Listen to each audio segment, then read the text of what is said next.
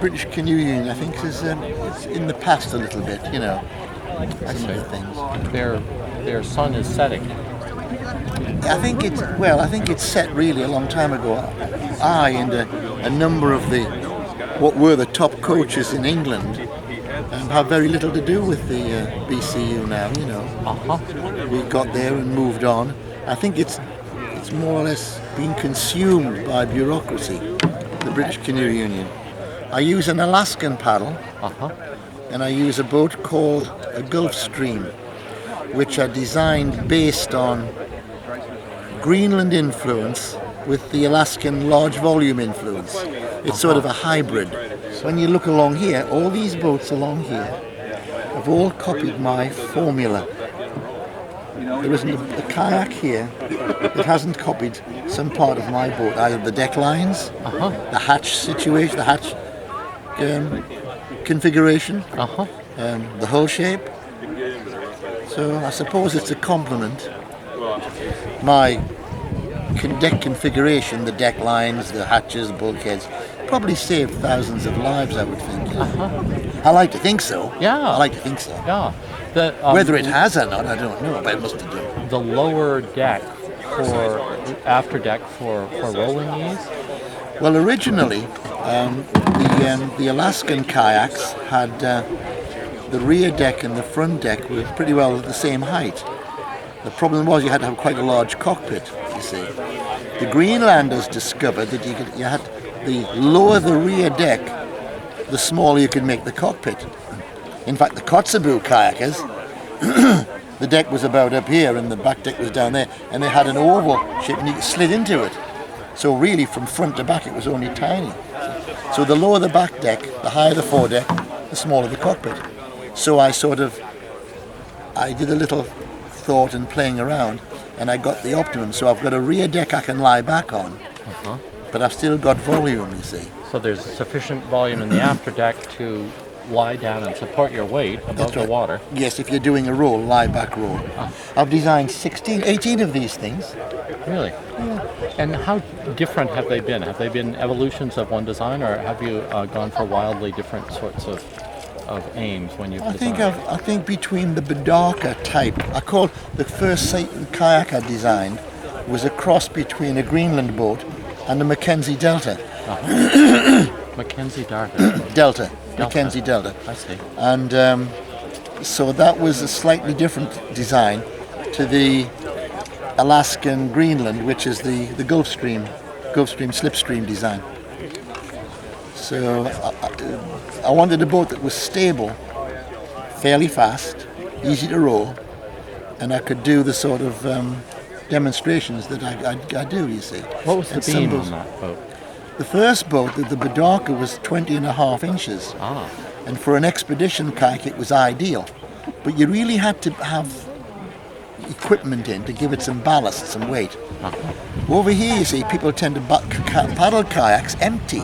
Yeah. Everybody paddles a kayak empty, which to me is quite bizarre. People that I paddle with don't dress for immersion.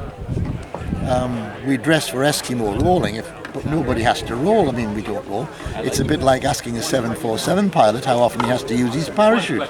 I mean, the Greenlanders couldn't swim. They didn't wear life jackets because there was no way to learn to swim. They didn't wear life jackets and they didn't wear wetsuits. So basically, since I started paddling, 40 odd years ago, that's been our philosophy. All my friends, we dress like sensible hill walkers, waterproofs, but not dressed for immersion at all. In fact, the Aleutian Island expedition I did years ago, we weren't dressed for immersion. So once you learn to roll, you find you don't have to roll.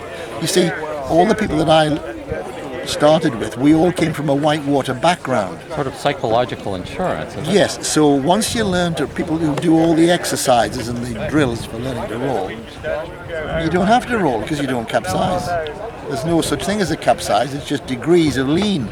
Even if your ear's in the water, it's sort of degrees of lean, I caught the boat I used to cross the North Sea in, I called a Bedaka. Not because it looked like a Bedaka, but it was really a little, just a little memorial to an excellent boat, an excellent kayak. Uh-huh. So yes.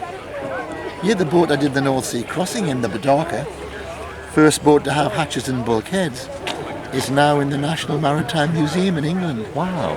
In It's Greenwich? No, in Falmouth. It's on permanent display for the nation. And it's right next to Shackleton's boat, the James Caird, which was rather nice, I felt. Uh-huh. I was rather proud of that. Yeah. Over here, you're spoiled for choice. Look at all these people. They're all on sheltered water. Uh-huh. No harm can come to them. You couldn't do this on the sea in England.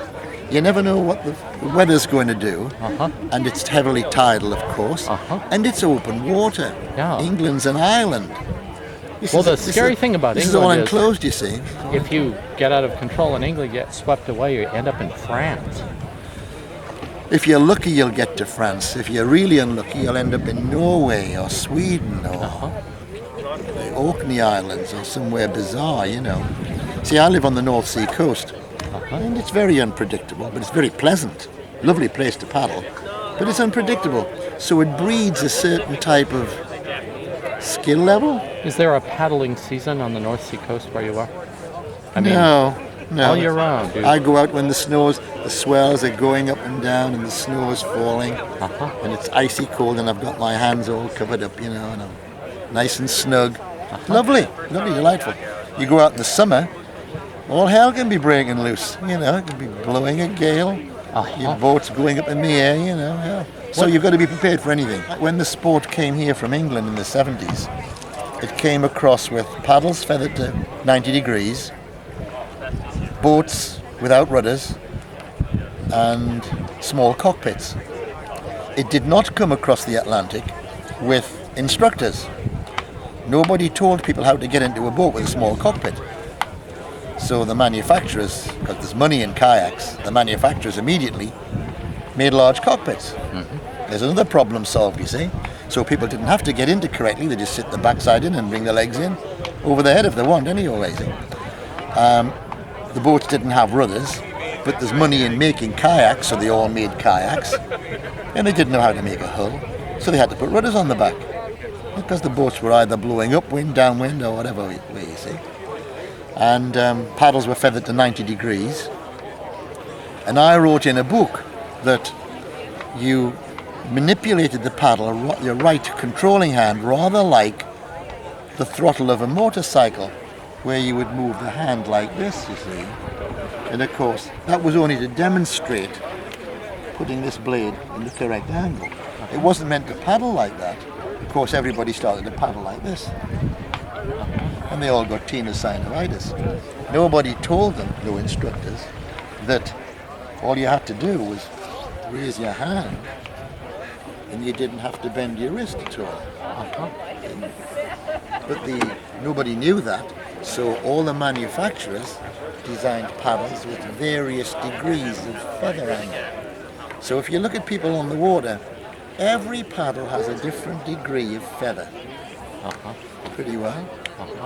Whereas all they needed was an instructor. But if you want to paddle, successfully, you want a 90-degree feather. I use a 90-degree feather, and the paddle I use Despite is the Greenland. Well, I use an Alaskan paddle, you see. I don't use a Greenland paddle. The Greenlanders paddled amongst the ice floes, hunting seals. But I use a rough water paddle. I'm doing a demonstration tonight, and you'll see me using an Alaskan paddle. It's called a tuksuk. It's from Nunavut Kotzebue area.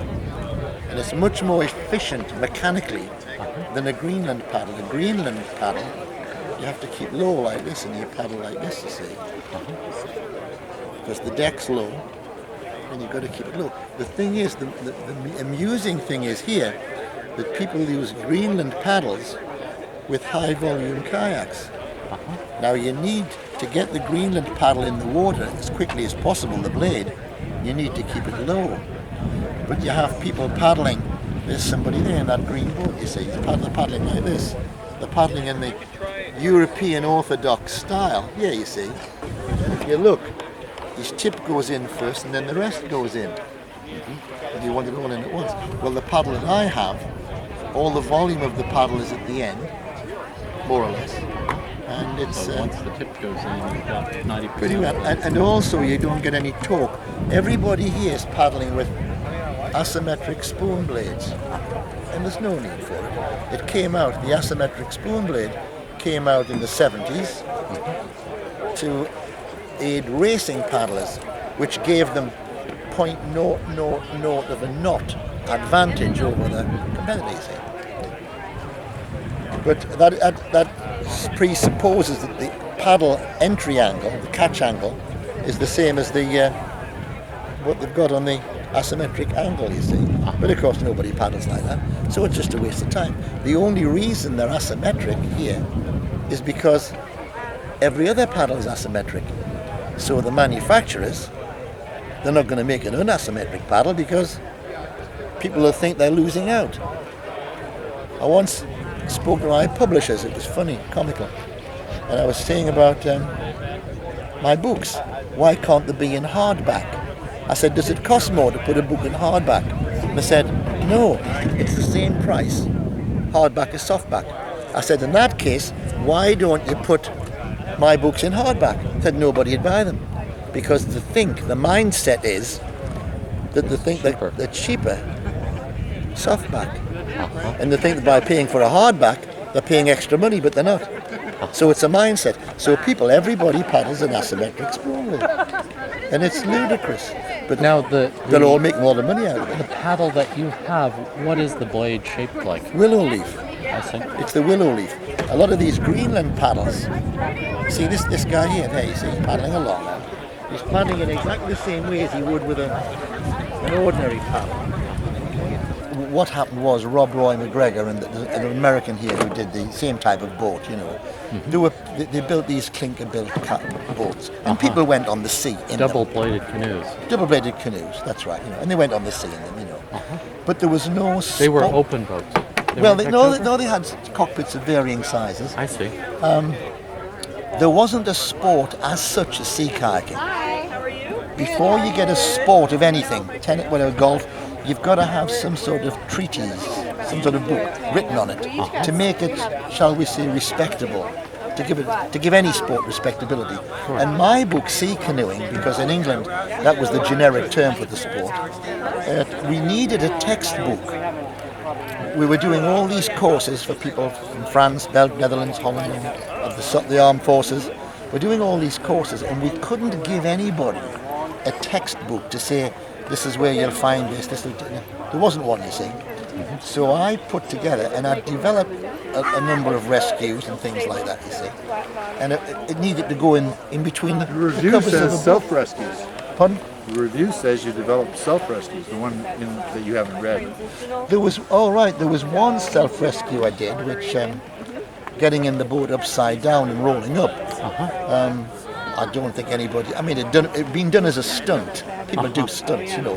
But it never. That was how water started in windsurfing. But it had never been advocated as a specific way. Like the all-in rescue, which I developed. I suppose somebody somewhere would have probably done some sort of. What is the all-in rescue? If you've got 2 or 3 people and they all capsize together, it's so they can empty each other's boats and get them out, you see. And because boats at that time didn't have any hatches or bulkheads, you had a major problem when you had to capsize. Enormous volume of water. Buoyancy floated out. Yeah. People had inadequate buoyancy, you know.